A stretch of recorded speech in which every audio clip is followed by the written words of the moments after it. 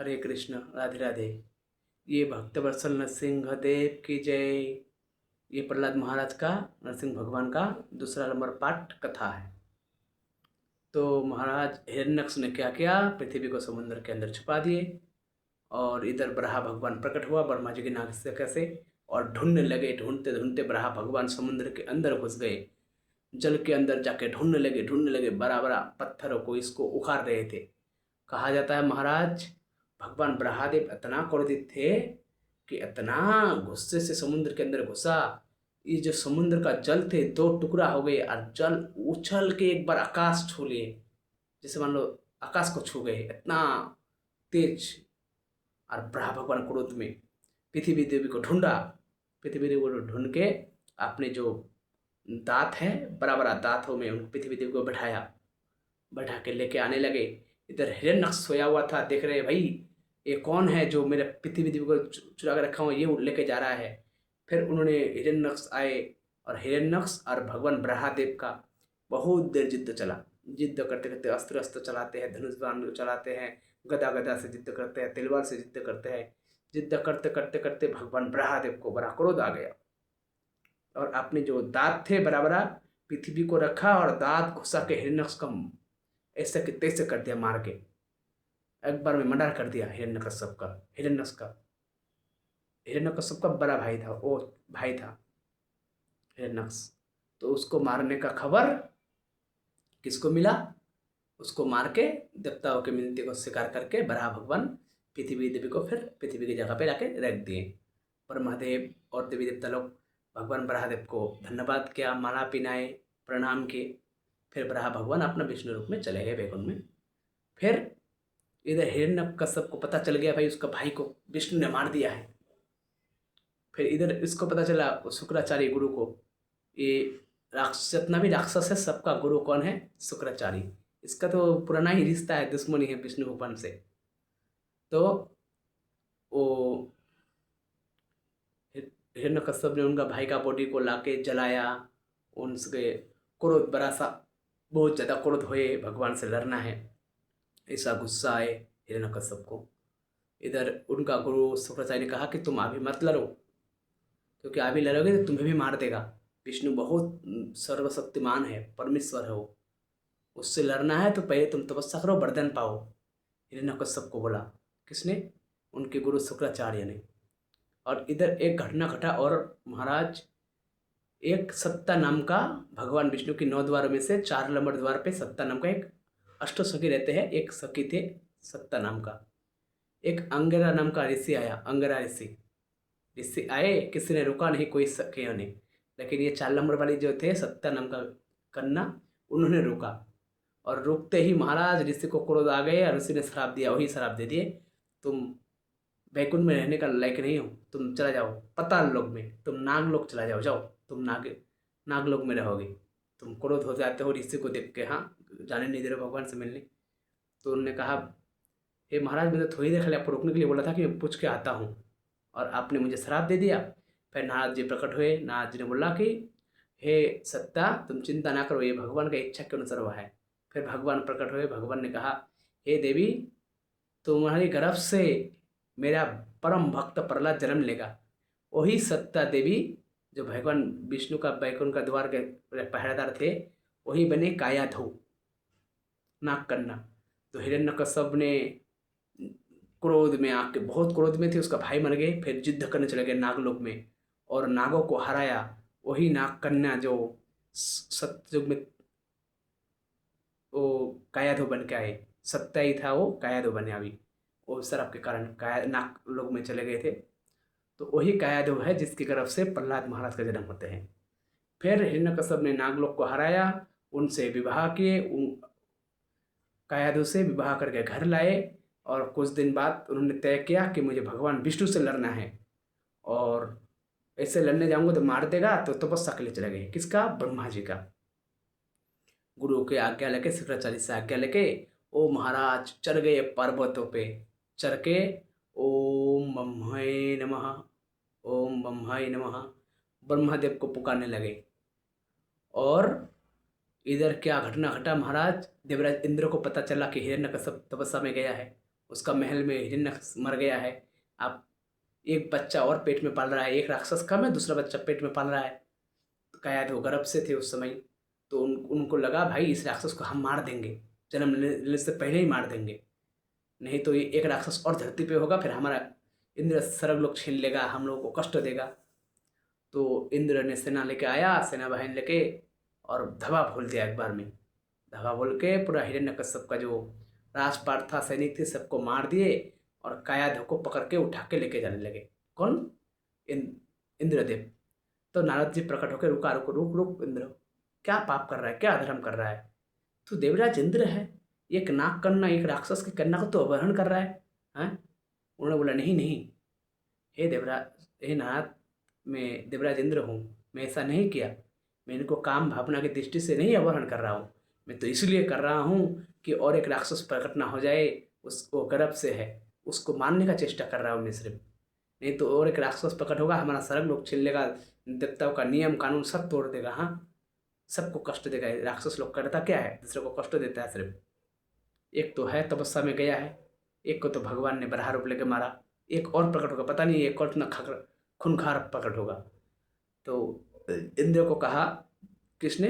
नारद जी ने, तुम भगवान हो? बोला नहीं। तो तुम कैसे जानते हो कि उनके पेट में जो पैदा होगा, पेट में जो बालक है वो राक्षस ही होगा? अरे वो भगवान का भक्त भी हो सकता है ना, ऐसा समझाए।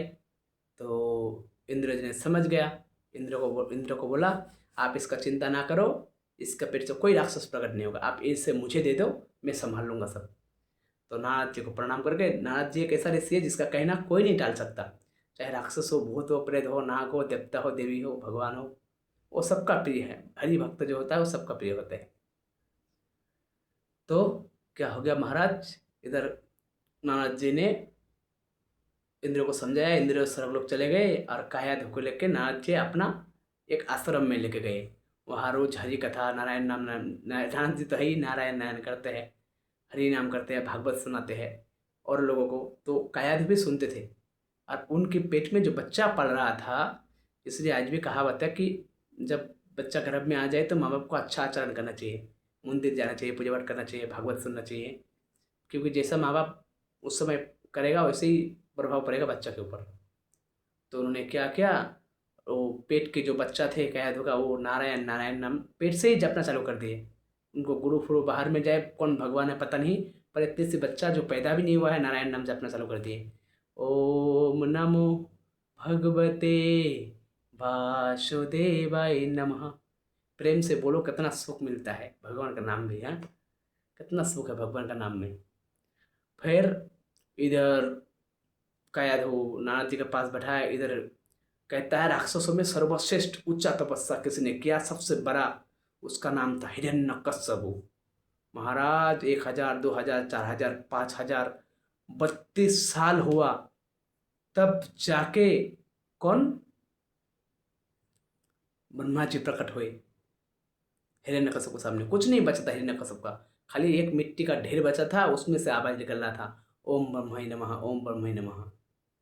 ब्रह्मा जी प्रकट हुए, उनको उनका शरीर दिया, उनको पूछा मांगो। हिरण्यकश्यप तुम्हारा तपस्या से मैं प्रसन्न हुआ, जो मांगना है मांगो। हिरण्यकश्यप ने बोला कि हे ब्रह्मा जी, मुझे कृपा करके अमर होने का वरदान दो। हिरण्यकश्यप ने मांगा मुझे अमर का वरदान दो ब्रह्मा जी से। ब्रह्मा जी ने कहा कि तू क्या मांग रहा है हिरण्यकश्यप, ये मैं तो क्या, ये तीनों लोगों में कोई तुझे ये वरदान नहीं दे सकता, क्योंकि मैं भगवान नहीं हूँ, ना मैं भगवान हूँ, ना मैं ये वरदान दे सकता हूँ, ना शिव जी भगवान है, ना शिव जी दे सकते हैं, ना कोई और, ना देवी देवता, कोई नहीं दे सकता ये वरदान तुम्हें अमर होने का। ये सिर्फ हम सबका जो पिताओं का पिता है, ईश्वरों का ईश्वर है, परमेश्वर है, वो नारायण सिर्फ कर सकता है ये, उनकी कृपा हो गया तो, बाकी कोई किसी को अमर का वरदान नहीं दे सकता, तुम कुछ और मांगो। तो हिरण्यकश्यप ने बोला कि मुझे तो अमर का ही वरदान चाहिए था महाराज, तभी तो मैं 5032 साल तपस्या किया। बोला तुम कुछ और मांगो, एक की जगह दो दो चार वरदान मांगो मांगो। तो बोला ठीक है। आप हिरण्यकश्यप वरदान मांगते हैं ब्रह्मा जी से। क्या वरदान? सबसे पहले कहा, हे ब्रह्मा जी, ना मैं कोई अस्त्र से मरूं, ना कोई शस्त्र से मरूं। ब्रह्मा जी ने बोला तथास्तु। बोला आपका सृष्टि किया हुआ किसी अस्त्र शस्त्र से ना मरो, बोला तथास्तु। बोला मैं आपका सृष्टि किया हुआ किसी मनुष्य से ना मरूं, तथास्तु। किसी पशु से ना मरूं, तथास्तु। मैं दिन में ना मरूं, तथास्तु। मैं रात में ना मरूं, तथास्तु। ब्रह्मा जी तथास्तु करते गए, हिरण्यकश्यप मांगते गया। मैं आकाश में ना मरूं, तथास्तु। मैं जल में ना मरूं, तथास्तु। मैं किसी देवी से ना मरूं, तथास्तु। किसी देवता से ना मरूं, तथास्तु। किसी नाग किन्नर किसी से ना मरूं, तथास्तु तथास्तु बोलते गए। ऐसा बोलने पर ना मैं घर के बाहर मर सकूं, तथास्तु, ना घर के बाहर, तथास्तु। ऐसे करके वरदान लिए 12 महीना में कभी ना मर सकूं। ये सब वरदान लेके हिरण्यकश्यप को लगा मैं अमर बन गया, मैं सर्वशक्तिमान बन गया, मैं भगवान बन गया। भ्रम आ गए। ब्रह्मा जी ने तथास्तु करके चला गया। आप तो महाराज हिरण्यकश्यप एक बार में जैसे हवा भरने से वो जो बैलून वगैरह होते हैं ना, खुब्बारा बोलते हैं उसको, खुब्बारा, वो फूल जाते हैं, वैसे हिरण्यकश्यप फूल गए। और तपस्या करके जैसे आया और अपना समाचार सुना राजपाट का, तो इंद्र ने उनका पत्नी को अपहरण करने आया था, ये बात सुना तो बड़ा क्रोध आया हिरण्यकश्यप को। सबसे पहले तो महाराज स्वर्ग लोग गए। इंद्र को तो छोड़ो, इंद्र के साथ जितना देवी देवता थे सबको बांध के पकड़ के लेके आ गए। किसी से झाड़ू पुछाते थे, इंद्र से पूछा माराते थे अपना महल का। किसी से सूर्य चंद्र से बर्तन धुलाते थे, किसी से कपड़ा धुलाते थे, सबको देवताओं को बंदी बना लिया। और उसके बाद फिर नारद जी को पता चला भाई उनका पति आ गया है। नारद जी फिर कायाधु को लेके आए। कायाधु को लेके आए जब, तो उनको संतान हो चुका था उस समय। किसके आश्रम में? नारद जी के आश्रम में प्रहलाद जी हो चुके थे ऑलरेडी। परम भक्त प्रहलाद महाराज जन्म ले चुका था। तो उनको लेके आए, हिरण्यकश्यप को देखा, सारी बात जाने, देवेंद्र से नाथ को धन्यवाद कहा। और उनका जो छोटा सा बच्चा था उनको आश्रम में देने के लिए सोचा। किसने? हिरण्यकश्यप ने। तो जो प्रहलाद महाराज थे छोटे से थे, ज़्यादा नहीं, 4 साल 5 साल के थे, तो उनको आश्रम में देने के लिए सोचा। और इधर महाराज उन्होंने वरदान पाया हुआ था, चारों तरफ ऐलान कर दिए। क्या ऐलान किया? आज के बाद किसी जगह पे कोई भी विष्णु मंदिर देखो, कहीं भी यज्ञ करते हुए देखो, कहीं भी पूजा पाठ करते हुए देखो, उसको मार दो।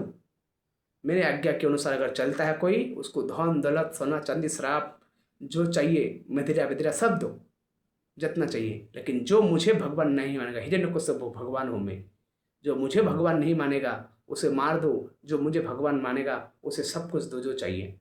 और मेरा मूर्ति बनाओ, सब मूर्ति मंदिरों से मूर्ति हटाओ, कृष्ण का हो, राम का हो, शिव का हो, सबका हटाओ, सिर्फ मेरा मूर्ति बैठाओ। मैं ही हूँ भगवान, मैं ही हूँ ईश्वर, हिरण्यकश्यप भगवान हूँ मैं।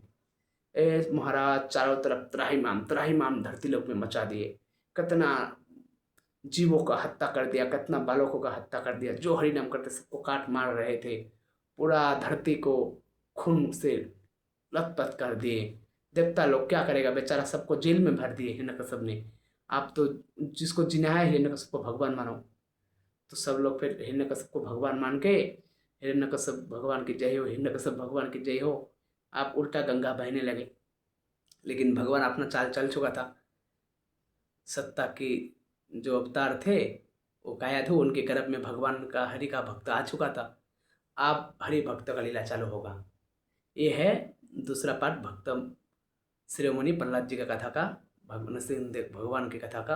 अभी तीसरा पार्ट में और बना रहा हूँ। मेरा मोबाइल छोटा है, ज़्यादा बड़ा वीडियो बनता नहीं है। राधे राधे।